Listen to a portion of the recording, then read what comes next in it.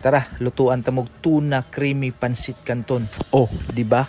Murag pang restaurant ang dating pero barato og simple og dali ra kayong buhaton. Tara, maora ni inyong kinahanglanon. Pansit canton, tuna, gatas, bombay og ahos. Unya dahon sa sili pampagwapa. Unahon ta nigluto ang canton ato ning ihapkok. Tapos kining spices ipadaplid kay mao na atong gamiton pang patimpla. Ato ra nang ihapkok kay lutuon pa ta nagbalik unya. Tapos mao na ni atong lamas. Wala na ko gipakita ang pagtagod kay mao naman siguro mo dagko naman mo. Proceed na ta sa paggisa sa bombay ug ahos. Gamiton din nato mantika katurang sa pansit canton nga mantika. Unya lunod ng lamas. Andamo na day nato ni gatas nga atong kutawon sa tubig. Oh, gamit kayong baso ni Congressman Joke Prasco. Oh, magisa na ta sa tuna pero ayo apila tong sabaw niya. Dayon ibutang din tong kinutaw nato nga gatas. Tapos atong ibutang ang habiling pampalasa sa atong pansit canton. Ana ra jud sa kadali dayon huwaton na nato mulapot. Dayon ato na ibutang ang gihapkok nato nga pansit canton. Halo-haloon tapos luto na ni taud-taud. Plating din ta, dali ara sa.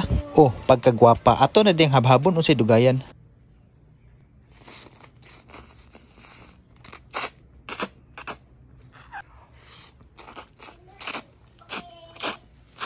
Sige, bye.